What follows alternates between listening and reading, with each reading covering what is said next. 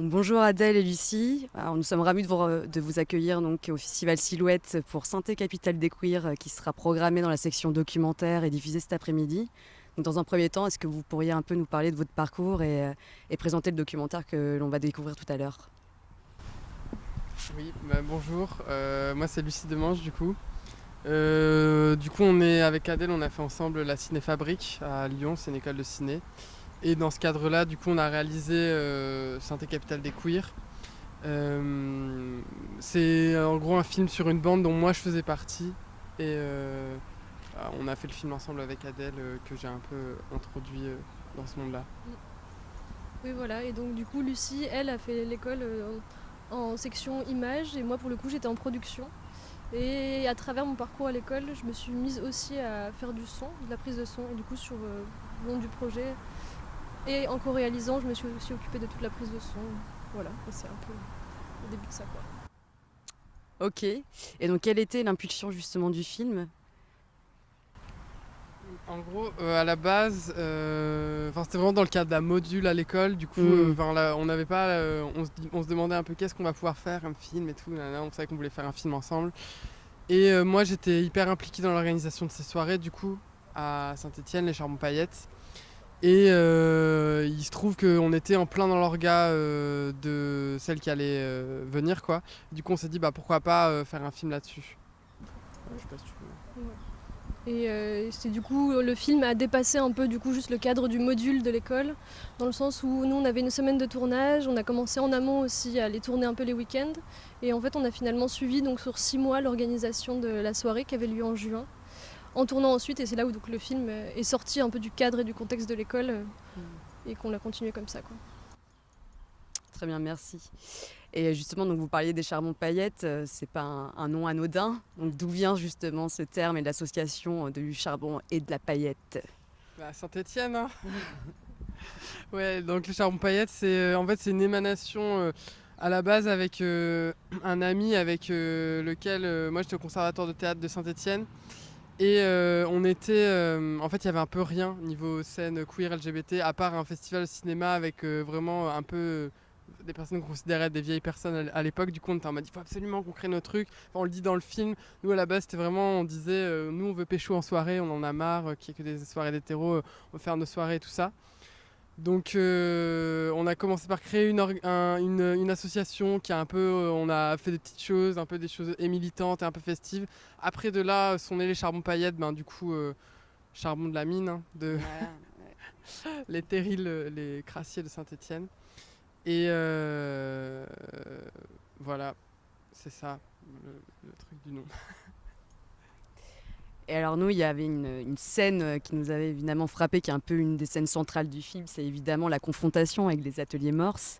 Et il y avait donc, une problématique qui nous intéressait beaucoup, c'était justement, en fait, en quoi déjà cette scène, elle est hyper importante dans le film et en quoi ça peut être compliqué, justement, lorsque vous collaborez avec ce type de partenaire, d'organiser donc un événement certes festif, mais en fait avec un projet éminemment politique et que un certain collaboratrices du coup ne comprennent pas forcément et voire se rétractent à partir du moment où ils entendent justement tout le discours politique qui est l'essence même de votre projet, quoi. Oui, bah après, j'ai l'impression que c'est des choses qui arrivent assez régulièrement, dans le sens collaborer avec des groupes et des collectifs hétéros. En effet, très vite, on se comprend plus. Là, ça a mis du temps, en effet, sur ce projet-là. Euh, je sais pas, ouais, ce qu'on peut rajouter ou si t'es... En gros, c'était parce que vous l'évoquez, effectivement. Enfin, je crois que c'est toi, Lucie, qui l'évoque justement dans le film. C'est, tu dis en fait que ça s'est reproduit à d'autres moments lors des éditions précédentes, et je me demandais si, voilà, vous aviez d'autres exemples en fait. Ouais, en gros, bah, ce à quoi on a fait face, c'est un peu un truc de. Quand même, ces dernières années, on a vu un truc de la scène queer, c'est devenu quelque chose de cool.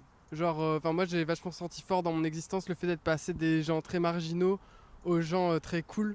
Et il y a un truc, à la fois, ça a des répercussions positives en termes de visibilité, d'accès à des choses, mais aussi parfois ça crée un phénomène d'appropriation en fait par la majorité. C'est ce contre quoi on essayait de lutter avec la charbon paillette, mais là en fait on a fait le choix, mais qui est un peu un non-choix de s'associer avec les ateliers morses à la base pour cette charbon paillette, Mais en fait, c'est parce qu'on voulait avoir accès à une salle et qu'en fait, toutes les salles, de toute manière, elles sont tenues par des personnes, a priori, hétéros et tout ça.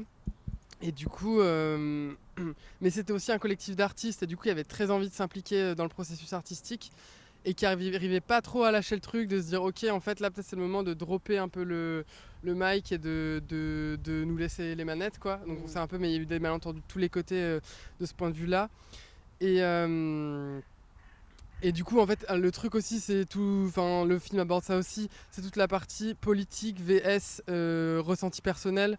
Où là, nous, on essaye de dire, en fait, c'est des questions qui dépassent l'interpersonnel et tout ça, les choses de vexation personnelle. C'est vraiment des questions de lutte, des questions de représentation. Et qu'en face, on avait des gens qui n'étaient pas forcément très politisés, du coup, qui avaient du mal à comprendre ça et qui direct prenaient les choses côté. Tu me reproches ça, du coup c'est une agression, du coup machin, du coup il y avait vraiment en fait on parlait pas la même langue quoi. Voilà. Et l'une des dernières questions aussi qu'on avait pour vous, c'est la place de la caméra en milieu militant.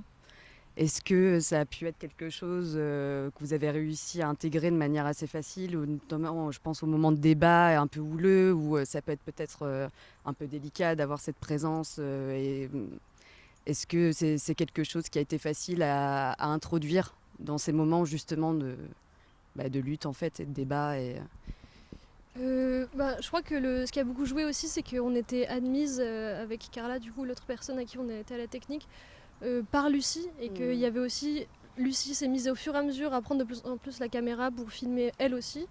Mais ouais, il y avait ce truc d'être introduit, et du coup assez vite j'ai l'impression que la confiance s'est facilement tissée avec le groupe.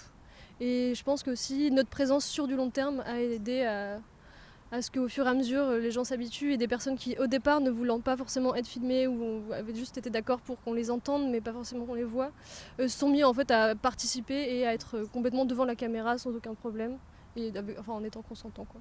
Consentantes. En fait en plus vite j'ai l'impression il y a eu la question de, tout le monde s'est un peu réalisé collectivement que c'était un peu une archive importante aussi qu'on est en train de faire ensemble, et du coup ça a suscité un enthousiasme collectif quand même. Et voilà, oui, et en fait, ouais, très vite, vous faisiez partie du truc. Moi, vu que je connaissais tout le monde depuis très longtemps, la question de la confiance, elle a toujours été. Il n'y a jamais eu de soucis. Et après, quand sont venus les débats houleux, même avec Morse, on avait un peu. En fait, ça faisait déjà des mois qu'on filmait. Du coup, c'était devenu normal en fait qu'on sorte la caméra tout le temps. Du coup, c'était accepté quoi. Oui, c'est vrai que vous parliez de fabriquer les mémoires, de nouvelles mémoires et une autre visibilité justement de la scène queer. Bon, en tout cas, merci beaucoup, et c'est vraiment avec un réel enthousiasme qu'on monte votre film sur le parc. Il y a une énorme énergie, et encore une fois, ça nous a fait énormément de bien de voir ce film. Voilà, merci beaucoup. Trop bien. Merci également. Ça me ravit.